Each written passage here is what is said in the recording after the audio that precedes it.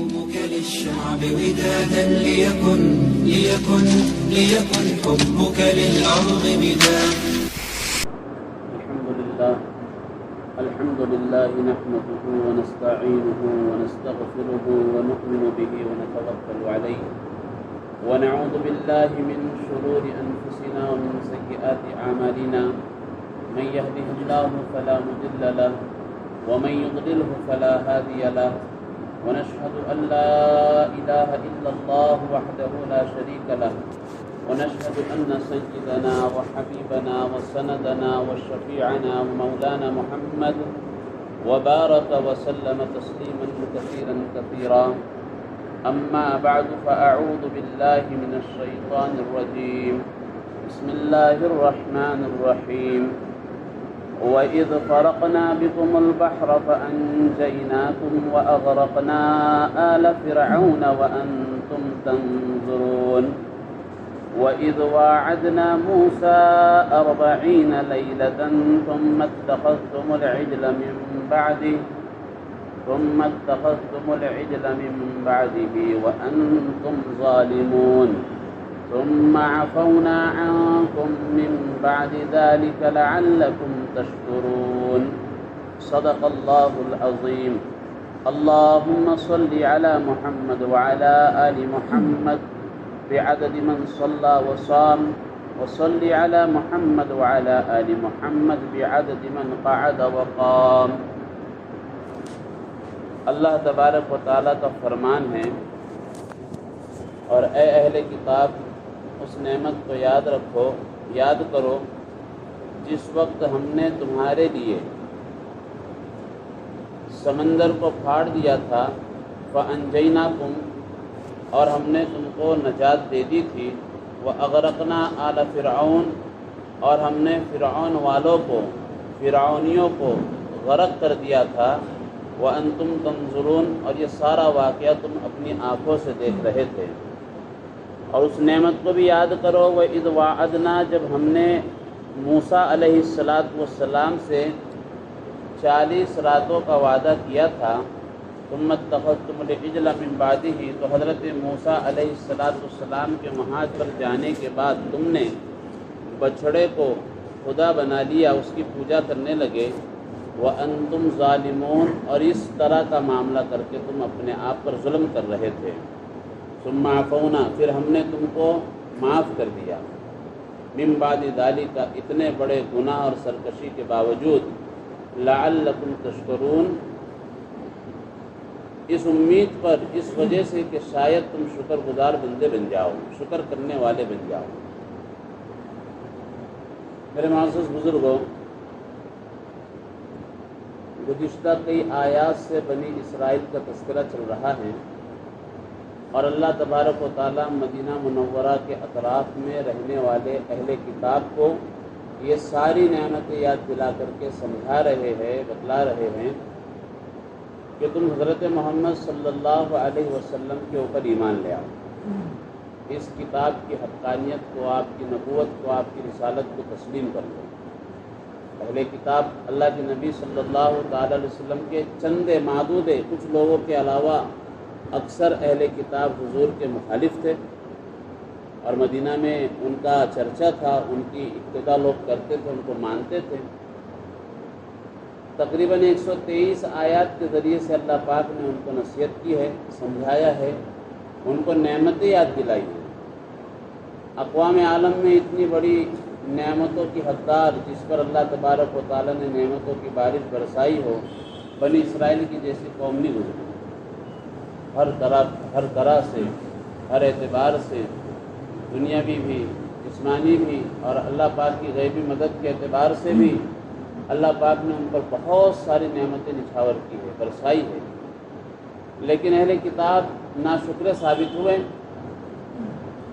اللہ پاک حضرت محمد صلی اللہ علیہ وسلم کے زمانے کے اہل کتاب کو، یہود و نصارہ کو، یہ نعمتیں یاد دلا کر کے دعوت دے رہے ہیں کہ تم اللہ کے نبی صلی اللہ علیہ وسلم کی نبوت کو جانتے ہو، تم نے کتابوں کے اندر آپ کی واضح علامت کو پڑھا ہے، اور آپ یقین کرتے ہو کہ حضرت محمد صلی اللہ علیہ وسلم یہ آخری نبی ہے جن کی بشارت اور جن کی پیشن گوئیاں ہماری کتاب کے اندر ہے تو آپ ان پر ایمان لے آئیں۔ گزشتہ آپ حضرات کے سامنے گزشتہ درس کے اندر فرعون کے مظالم کو ذکر کیا گیا تھا کہ حضرت موسیٰ علیہ السلام کی آمد کا اس نے خواب کے ذریعے سے احساس کیا۔ اس کو خواب میں دکھایا گیا، ایک بچہ ہے، ایک روشنی ہے اور ایک آگ ہے جو سارے قبطیوں کو گھیرے ہوئے ہے، اور اس آگ کے قریب جو جاتا ہے وہ سب قبطی لوگ ہلاک ہوتے ہیں، بنی اسرائیل کو وہ آگ کوئی نقصان نہیں دیتی۔ نجومیوں کا دور تھا۔ پوچھا تو بتایا کہ ایک بچہ پیدا ہوگا بنی اسرائیل کے اندر جو تمہاری سلطنت کا اور تمہاری ہلاکت کا ذریعہ بنے گا۔ تو اس نے مظالم ڈھانا شروع کی۔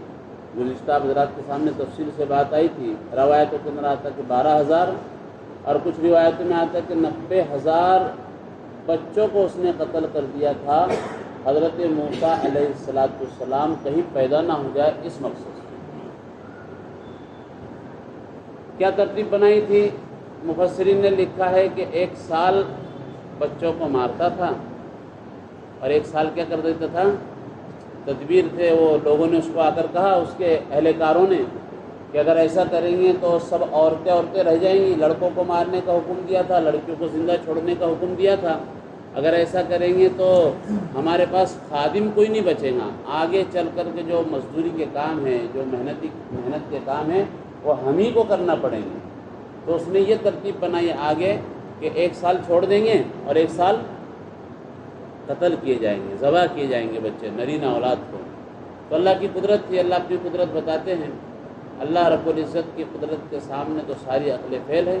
تو اللہ تبارک و تعالیٰ نے جس سال چھوٹ کا زمانہ تھا، بچوں کو قتل نہیں کیا جاتا تھا، لڑکوں کو مارا نہیں جاتا تھا، سیدنا حضرت ہارون علیہ السلام کو پیدا فرمایا۔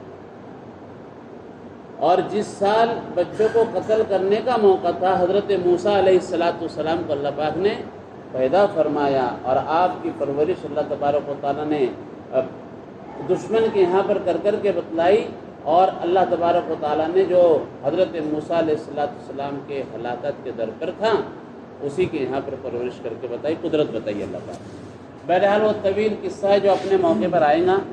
تو وہ زمانہ تھا، بنی اسرائیل کے بچوں کو قتل کیے جانے کے واقعہ 2 مرتبہ ہوا ہے۔ مفسرین فرماتے ہیں یہ کہ حضرت موسیٰ علیہ السلام کی پیدائش سے پہلے کا واقعہ ایک تھا، اور ایک حضرت موسیٰ علیہ السلام کو نبوت مل چکی تھی، اس کے بعد بھی اس نے ایک اس طرح کا واقعہ پیش آیا ہے۔ لوگ زیادہ ہو گئے، بنی اسرائیل کے اندر مرد حضرات بہت ہو گئے، تو اس کو یہ تدبیر سوچی کہ پھر سے بچوں کو قتل کیا جائے تاکہ ان کی تعداد اور ان کا عملہ بڑھے نہیں۔ پچھلے آپ حضرات کے سامنے بات آئی تھی کہ جب یہ مصر کے اندر آباد ہوئے تھے تو صرف 72 افراد تھے،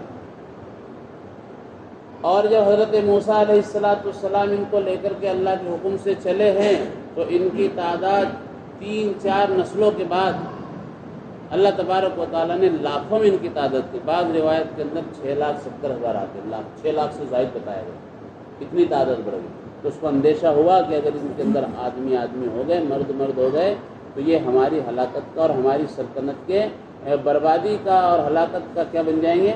ذریعہ بن جائیں گے۔ تو اس نے ایک واقعہ یہ دہرایا۔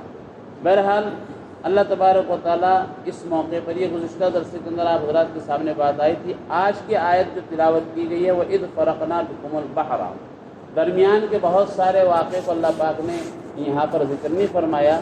جن واقعے کو اللہ پاک نے جن آیتوں کے ذریعے سے جن واقعے کی طرف اشارہ کیا ہے اسی کا تذکرہ ہم کرتے چلیں گے۔ اللہ تبارک و تعالیٰ نے اس موقع پر ارشاد فرمایا، اہل کتاب کو یہ نعمت یاد دلائی کہ اس نعمت کو یاد کرو جس وقت ہم نے تمہاری وجہ سے، تمہاری خاطر دریا کو پھاڑ دیا تھا تاکہ وہ دریا تمہیں نجات دے، تمہیں راستہ دے۔ واقعہ یوں ہوا تھا، مفسرین نے لکھا ہے تفصیل کے ساتھ کہ اللہ تبارک و تعالیٰ نے حضرت موسیٰ علیہ السلام کو حکم فرمایا کہ آپ یہ بنی اسرائیل جتنے ہیں جن کے اوپر مظالم کی انتہا ہو چکی ہے، درمیان میں اس کو فیمائش کرنا، فرعون کو دعوت دینا، حضرت موسیٰ علیہ السلام کا جادوگروں سے مقابلہ، یہ سارا واقعہ ہو چکا۔ ان کی نجات کا ذریعہ اللہ تبارک و تعالیٰ نے یہ بنایا کہ حضرت موسیٰ علیہ السلام کو حکم ہوا کہ اب بنی اسرائیل کو لے کر چلے، ہجرت کر لیا، آپ مصر سے نکل جائے۔ تو حضرت موسیٰ علیہ السلام نے اپنے قوم سے کہا کہ راتوں رات چلنا ہے، سفر کرنا ہے، اور دیکھو سفر کی تیاری ایسی ہو کہ خفیہ ہو، کسی کو معلوم نہ ہو، جو بھی تیاری کرنی ہے گھر کے اندر کرنا ہے، اور اپنے گھوڑوں کو تیار کرنا ہے، اس پر زین کسنا ہے تو بھی گھر کے اندر ہی کرنا ہے، وہ اس کے اعتبار سے اتنی تیاری کرو۔ اس میں مشورہ یہ ہوا کہ فرعون کو اطلاع کر دینی چاہیے، اس کو اطلاع کر کے نکلنا چاہیے، ورنہ ہو سکتا کوئی بڑا حادثہ، بڑا معاملہ پیش آ جائے، تو طے ہوا کہ اس کو بتا دیا جائے گا۔ اس کو بتانے کا انداز یہ ہوا کہ ہم کسی تقریب سے باہر جانا چاہتے ہیں۔ جب کسی پروگرام میں، کسی مجلس میں، کسی تقریب میں باہر جا رہے ہیں تو ظاہر بات ہے اجازت بھی ملیں گی اور اچھے انداز سے جائیں گے، تو اجازت بھی مل گئی، اور جو فرعونی تھے، قبطی تھے، ان سے انہوں نے عاریت مستعار کے طور پر کچھ زیورات بھی ساتھ میں لیے، تو تقریب کے اندر لگیں گے، استعمال کے لیے کام آئیں گے۔ وہ لے کر نکلے۔ اللہ پاک کا کرنا ایسا ہوا کہ قبطیوں کے اندر مری کی بیماری پھیل گئی۔ اب یہ پورے کے پورے ایک ساتھ نکلتے، ظاہر بات ہے اتنا بڑا عملہ، اتنا بڑا مجمع، اتنی کثیر تعداد جب نکلیں گی تو اطلاع تو حکومت کو ہوں گی کہ اتنے سب کے سب ایک ساتھ کہاں چلے جا رہے ہیں۔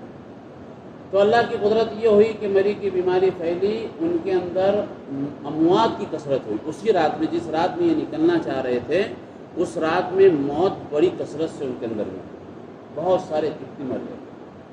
یہ سارے قبطی ان کے ماتم میں، ان کے رنج میں، ان کے غم میں، ان کے کفن دفن کے انتظام میں لگے رہے۔ روایتوں کے اندر بات لکھی کہ صبح کے طلوع ہونے، سورج کے طلوع ہونے تک اس کے انتظام میں یہ لگے رہے، ان کو اس باہر کے اطراف کی کچھ خبر نہیں کہ کیا ہو رہا۔ یہ بنی اسرائیل، حضرت موسیٰ علیہ السلام ان کو لے کر کے نکلے ہیں، راتوں رات سفر کیا ہے۔ جہاں سے یہ نکلے ہیں اس کے مشرق کی جانب وہ دریا پڑتا ہے، جس دریا کا تذکرہ بحر کلثوم کے نام سے آیا ہے، جس کو نیل کے نام سے بھی یاد کرتے ہیں۔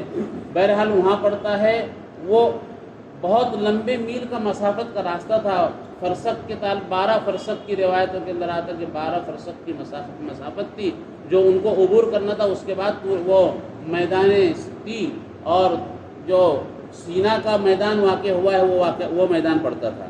بہرحال یہ نکلے، صبح ہوتے ہوتے یہ وہاں پر پہنچ گئے جہاں پر منزل پر پہنچنا تھا۔ درمیان میں ایک واقعہ یہ پیش آیا کہ ایک میدان نظر آیا، جس میدان کے اندر سیدنا حضرت موسیٰ علیہ السلام کو تذبذب ہوا کہ کس طرف جانا چاہیے، راستہ سمجھ میں نہیں آیا۔ گزشتہ درس کے اندر آپ حضرات کے سامنے یہ بات آئی تھی کہ مورخین یہ بات لکھی ہے کہ بنی اسرائیل کی جہاں بہت ساری خصوصیت ہے، اس میں ان کی ایک خصوصیت یہ ہے کہ انہوں نے اپنی تاریخ کو محفوظ کر رکھا ہے، انہوں نے اپنی تاریخ کو، اپنے حالات کو کیا رکھا ہے، محفوظ کر رکھا تھا۔ یہ بات آپ حضرات کے سامنے آئی کہ ایک واقعے کی طرف اجمال کے ساتھ اشارہ میں نے کیا تھا، ایک گڑیا کا واقعہ۔ بہرحال حضرت موسیٰ علیہ السلام وہاں پر تھوڑے سے متذبذب ہوئے اور مشورہ کرنے لگے بڑے بوڑھے لوگوں سے جو عمر رسیدہ تھے کہ کس طرف چلنا چاہیے جس سے ہم مصر کے باہر نکل جائیں گے۔ تو بوڑھے لوگوں نے رائے دی کہ حضرت یوسف علیہ السلام جس موقع پر آپ کی وفات ہو رہی تھی تو آپ نے اپنے بھائیوں کو نصیحت کی تھی کہ تم مصر سے میرے سوا، میرے علاوہ مجھے لیے بغیر نکل نہیں سکتے، تو تم جب بھی نکلو گے مجھے ساتھ میں لے کر کے نکلنا۔ اب یوسف علیہ السلام تو وہیں پر انتقال فرما چکے تھے، آپ کی وفات ہو چکی تھی اور یہ وہاں پر آباد ہو چکے تھے۔ روایتوں کے اندر آتا ہے کہ جو بنی اسرائیل جب باہر نکلے 6,70,000 کی تعداد، یا جو بھی تعداد وہ ان کی حقیقت میں ہوں گی، وہ 12 قبیلوں کے اندر تھے۔ اب وہ جب باہر نکلے تو کہا کہ جب تک کہ ہم حضرت یوسف علیہ السلام کے تابوت کو ساتھ میں نہیں لیں گے اس وقت تک ہم مصر سے باہر نہیں نکل سکتے۔ یہ ہم نے سنا ہے اپنے بزرگوں۔ حضرت موسیٰ علیہ السلام نے اعلان فرمایا کہ اللہ، اس سارے عملے کے اندر، اس مجمع کے اندر جس کو یہ بات معلوم ہو کہ حضرت یوسف علیہ السلام کا تابوت کہاں پر ہے، اس تک میری بات یہ پہنچ جائے، اس کو اطلاع ہو جائے اور وہ نشاندہی کر دے، اور جس کو پتہ نہیں ہے اس کو میرا اعلان کی خبر نہ ہو۔ تفسیر مظہری کے اندر تفصیل سے یہ واقعہ ذکر کیا گیا تو اللہ پاک کے حکم سے انہوں نے اعلان کیا، اور اعلان بھی اللہ تبارک و تعالیٰ نے جس انداز میں ہوتا، پورے عملے کے اندر ایک بوڑھی عورت تھی جس کو پتہ تھا کہ حضرت یوسف علیہ السلام کا تابوت کہاں پر ہے، اس نے نشاندہی کی۔ نشاندہی کرنے سے پہلے اس نے حضرت موسیٰ علیہ السلام سے کہا کہ میں آپ کو نشاندہی کروں گی، لیکن میں جو مانگوں گی آپ کو دینا پڑے گا۔ تو حضرت موسیٰ علیہ السلام نے کہا کہ یہ بات تو اللہ پاک کے حکم سے ہوں گی، میں اللہ پاک سے پوچھ لوں اللہ پاک کیا حکم فرماتے ہیں، اس کے بعد جواب دوں گا۔ اللہ پاک سے ہم کلامی کی، اللہ پاک نے کہا کہ آپ وہ جو کہتی ہے اس بات کو مان لو، جو مانگیں گے اس کو دے دیں گے، آپ اس سے پوچھو کہ کیا مانگتی ہو۔ تو اس بوڑھی عورت نے کہا کہ اے اللہ کے نبی، میں صرف 2 چیزیں مانگتی ہوں، ایک دنیا کی اور ایک آخرت کی۔ پہلی تو چیز یہ کہ میں بوڑھی ہوں، عمر رسیدہ ہوں، مجھ سے چلا نہیں جاتا، تو جب آپ یہاں سے نکلے تو میرے چلنے کا انتظام ہو جائے، مجھے لے کر کے چلے، ایسا انتظام ہو جائے کہ میں چلوں آپ کے ساتھ۔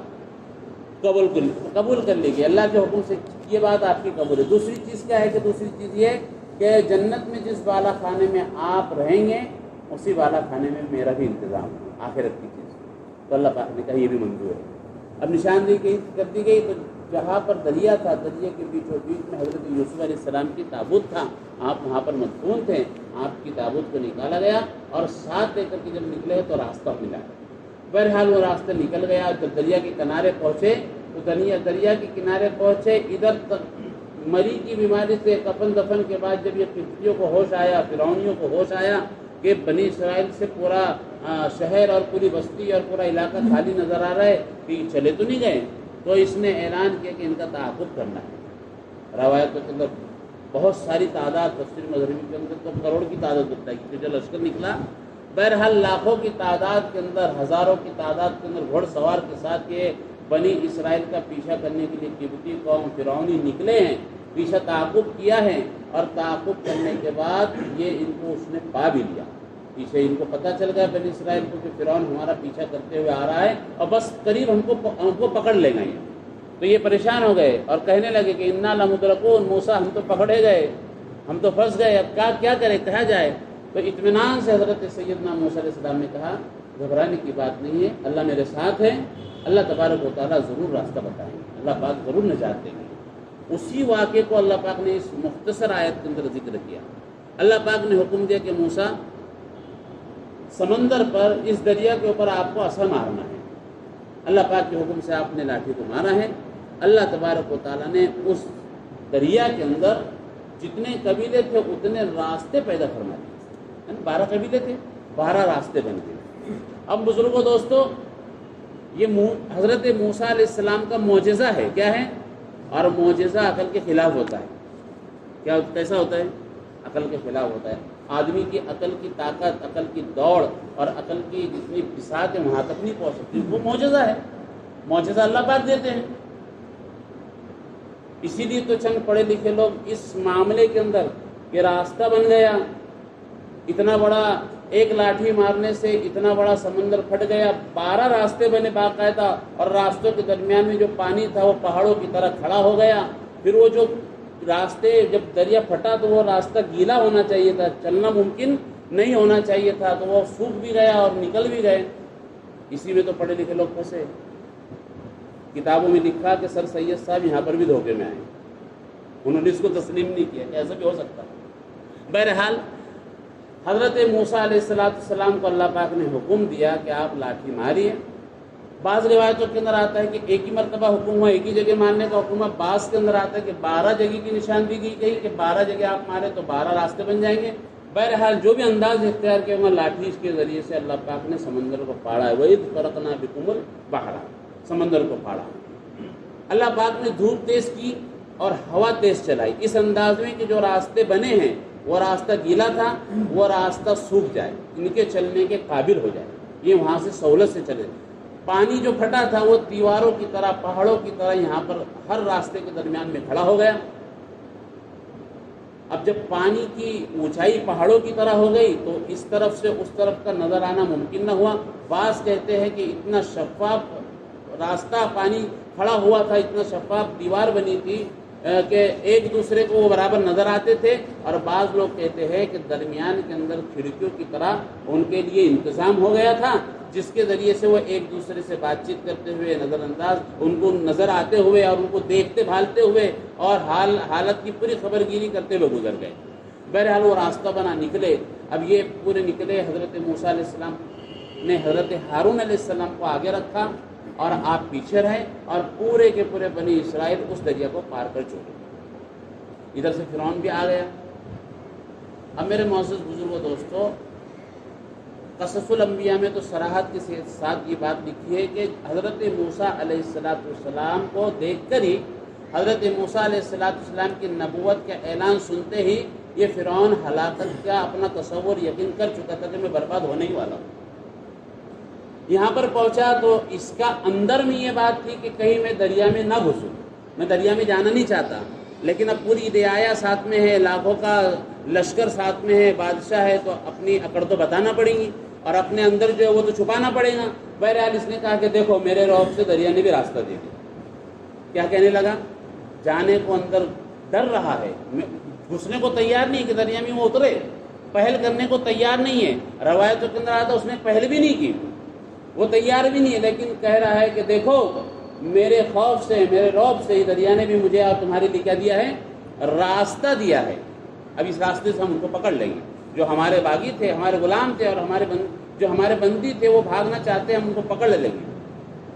بہرحال وہ اترنے کو تیار نہیں تھا، پہل کرنے کو تیار نہیں تھا۔ 70,000 روایتوں کے اندر یہ بات آتی کہ 70,000 کالے سیاہ گھوڑے ان کے ساتھ تھے، ایک بھی گھوڑی نہیں تھی، سب کیا تھے؟ گھوڑے تھے۔ اللہ تبارک و تعالیٰ نے حضرت جبرائیل علیہ السلام کو انسانی شکل کے اندر بہت خوبصورت گھوڑی کے اوپر سوار بھیجا، اور وہ گھوڑی اپنی انداز کے اندر فرعون کے گھوڑے کے پاس سے گزرتے ہوئے دریا میں قدم رکھ دی۔ کیا رکھ دی؟ دریا میں قدم رکھ دی۔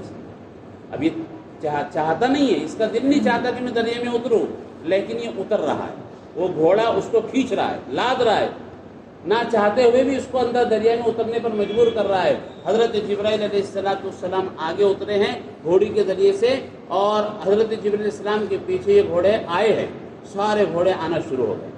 ادھر سے اللہ پاک نے ایک انتظام یہ کیا کہ حضرت میکائیل علیہ السلام کو حکم دیا کہ آپ پیچھے سے آئیں، اور پیچھے سے آ کر یہ آواز لگا کہ چلو چلو، وہ تمہارے جو غلام تھے، جو تمہارے بندی تھے، جو تمہارے ماتحت تھے، وہ تم سے بھاگے جا رہے ہیں، اور تمہارے بہت سارے ساتھی اندر اتر چکے، ان کو پکڑنے کے لیے آگے بڑھو۔